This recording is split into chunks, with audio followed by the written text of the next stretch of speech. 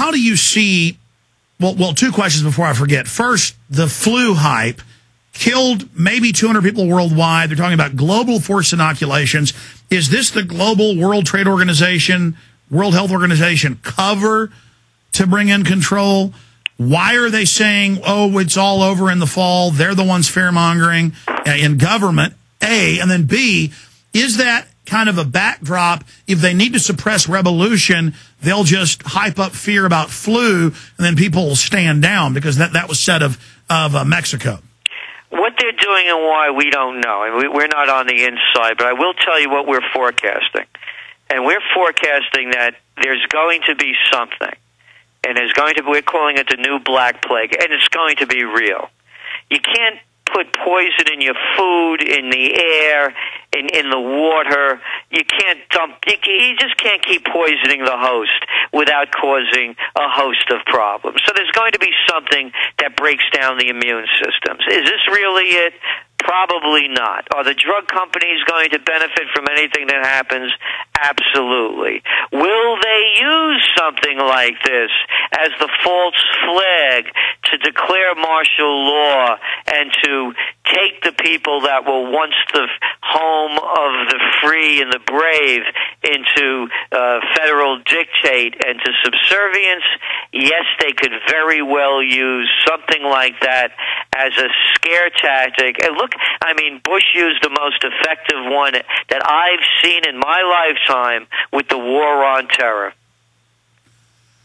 Absolutely. And then they've got the continuing imploding economy. I mean, people have to go to the government for help through that. And then now they're announcing he's breaking all his promises. He's going to raise health care taxes on everybody, and surtaxes and green taxes on everybody's electricity. I mean, would you say Obama wins or is a contender for the crown of the biggest liar? Because I thought Clinton was a liar. I thought Bush was a liar. Well, the thing that we put Obama in is the mass destruction of what was once the entrepreneurial empire into what Mussolini said, the merger of state and corporate powers into fascism, where government and major corporations are running the whole show. Again, look at the people, look at the banks, look at the control. And so that's what we see. And by the way, people ask us, what are some of the solutions? Well, here's one solution. We don't need Wall Street. We need Main Street. We don't need Walmarts. We need mom and pops. We don't need agribusiness.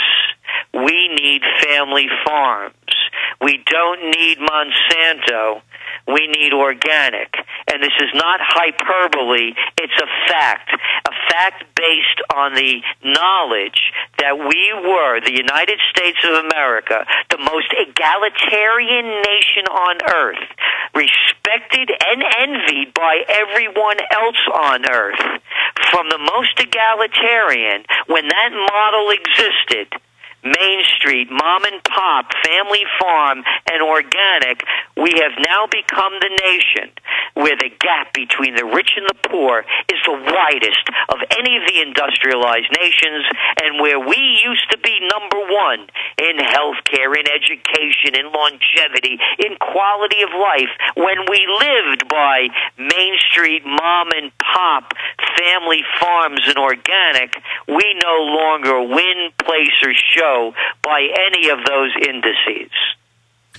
Because we're mentally and spiritually poisoned, and the establishment knew that, and all of those big vertically integrated corporate structures are waging war against mom and pop and Main Street, and now they've got the animal ID, the premises ID, openly to shut down family farms and ranches, the Clean Water Restoration Act to federalize all the water.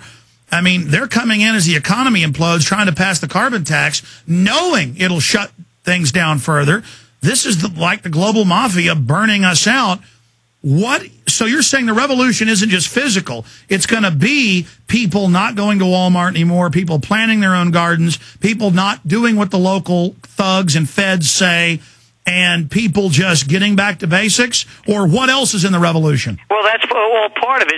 My thing is I boycott corporate food. I won't eat it. I go to the local guy. I won't go to the Dunkin' Donuts guy. You know, I support. I go to the farmers markets. I don't buy factory food. Alex, we just saw Obama. They made a whole big deal about them planting their organic garden and buying local food and how healthy they eat. Let the rest of them eat Frankenfoods is their motto. It's okay for them and the Clintons and the Bushes for everybody to only eat the best. But the rest of you people out there, fatten yourself up on the junk food. What goes in goes out. Junk food, junk minds, junk thinking.